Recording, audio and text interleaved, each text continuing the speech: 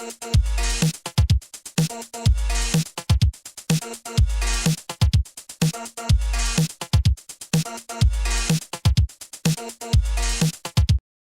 sobre todo mi mujer, Begoña, y los tres críos, ¿no? Sofía, Tomás y John. Yo creo que eso, bueno, como para casi todo el mundo, ¿no? Es lo más importante en la vida de una persona. Y hombre, el verles a los pequeños crecer, hablar, relacionarse, que sean abiertos, los idiomas, yo creo que todo eso además tiene mucha relación, ¿no?, con lo que queremos simbolizar con la candidatura. Una ciudad que está abierta a Europa, abierta al mundo y bueno, pues donde los más pequeños aprenden todo eso de manera natural. Yo creo que eso es lo que siempre, estando con ellos, a mí me mueve a hacer las cosas, ¿no? Y no solo con ellos, con los hijos de los amigos. Yo creo que la juventud, los niños es el tesoro más grande, ¿no? Y a mí fundamentalmente eso es lo que me mueve a hacer cosas. Los mayores también, me acuerdo de la moña, de los aitás, etcétera, pero el futuro está en los pequeños, ¿no? Así que eso es para mí lo más emocionante.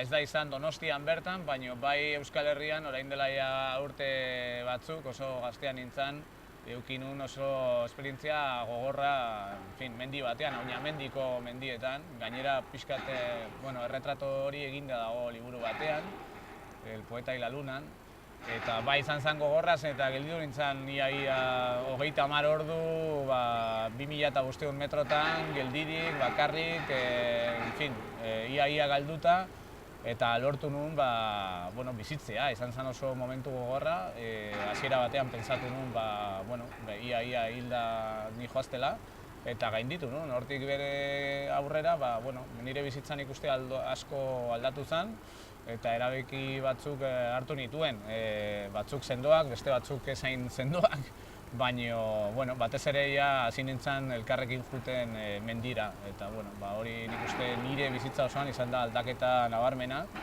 eta gure proiektuekin batera bai egiten du lotura, Donostia danok batera, eta mendian edo olatu batekin, baina Europa mailan lehenengo lerroan egotea.